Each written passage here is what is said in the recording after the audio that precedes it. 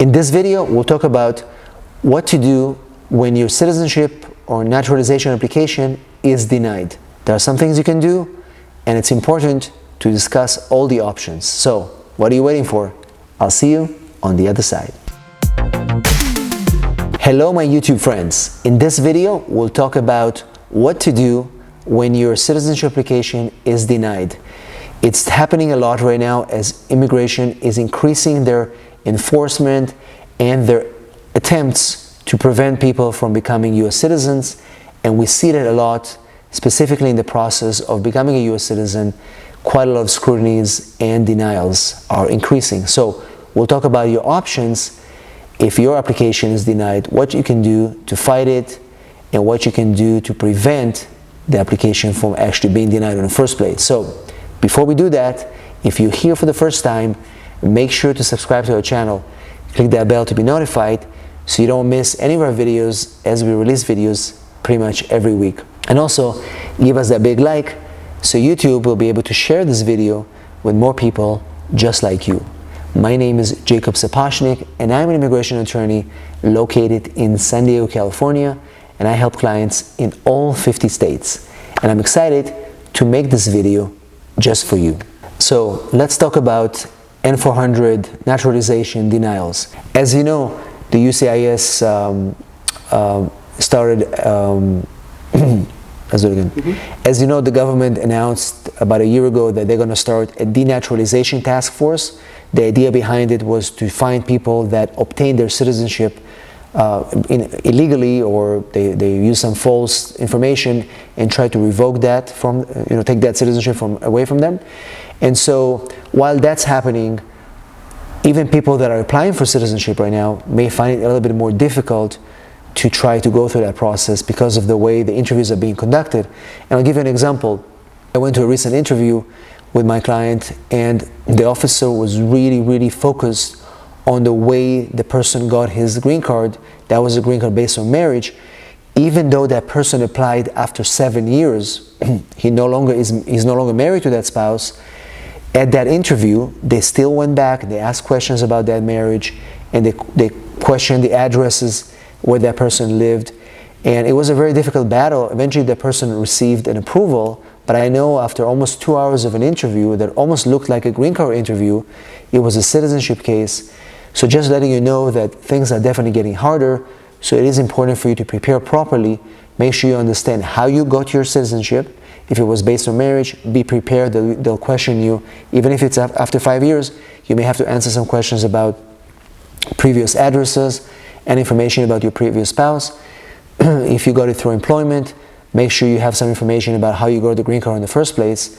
And just be aware that just because you go for an N400 interview and you have your green card, it doesn't mean that they won't be asking you questions about how you got your green card.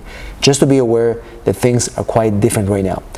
So what happens if you go to the interview and things don't go as well as you expect them, and you receive your intent to deny, you respond to the intent to deny, and then the N400 is actually denied? Because remember, after the interview, the way it's going to work is that they're not going to just deny your case. In most jurisdictions, they will issue what is called notice of intent to deny your N400.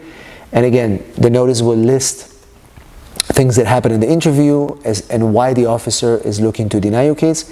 And you will have 30 days to respond to the notice of intent to deny and convince the government and why they should not deny your citizenship. So you respond to this, and then unfortunately it happens, you receive the decision, N400 is denied. So what do? So you have an option to file form N336, request for a hearing, and basically at that hearing the idea is that you want to present your story, present your arguments as to why your citizenship should not be denied. So how does it work in a nutshell? So you or your attorney must file form N366 within 30 days of that denial to preserve your right to a hearing.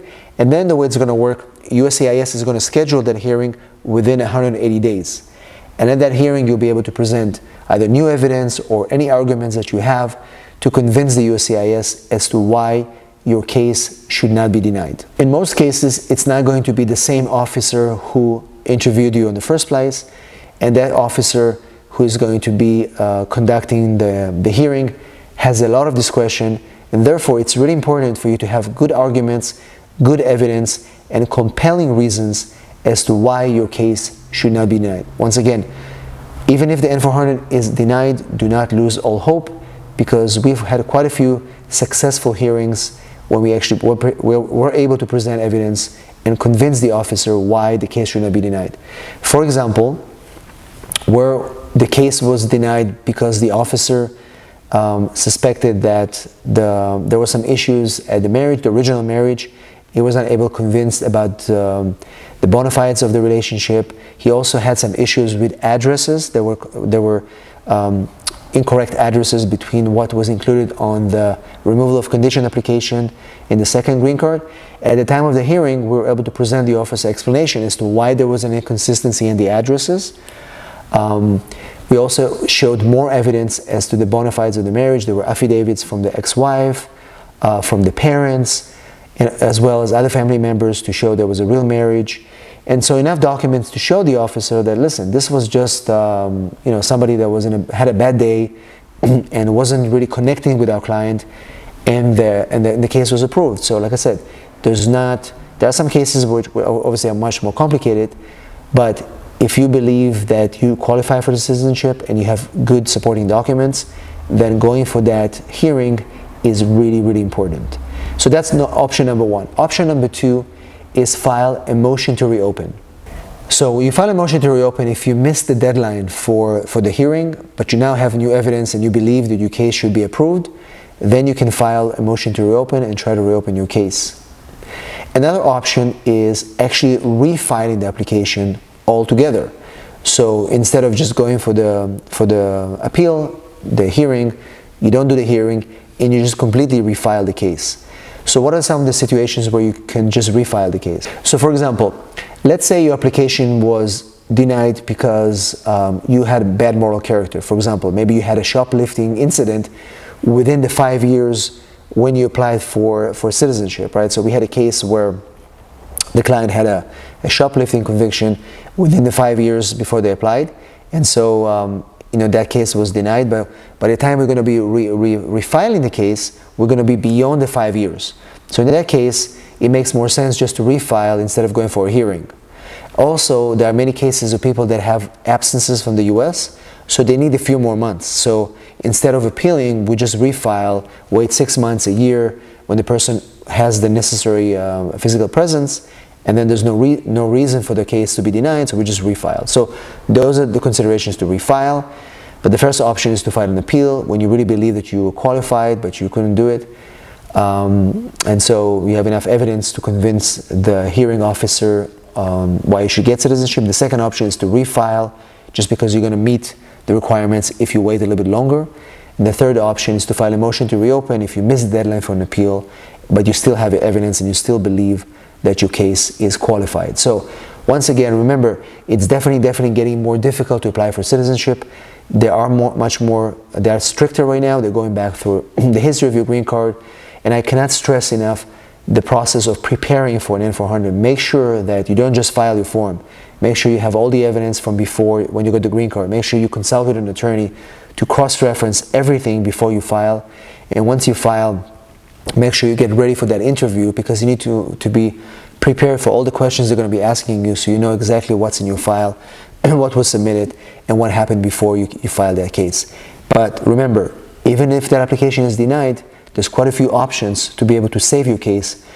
Just like I mentioned to you before, we were able to do so at the hearing quite a few times. We had compelling arguments to win our case. And sometimes I'll tell the client, you know what? Let's just refile. We're going to wait 6 more months and you're going to be qualified at that point, because we're going to be outside of the 5 years of the bad moral character. If that was the case, much easier just to refile and get that case done. So once again, if you have questions about citizenship denials, let me know in the comments. If you're here for the first time, make sure you subscribe to our channel and also give us that big like, so YouTube is going to be able to recommend these videos to more people just like you. And finally, if you're in your immigration journey, if you're starting your immigration journey, if you're in the middle of your immigration journey, I've created a special community just for you.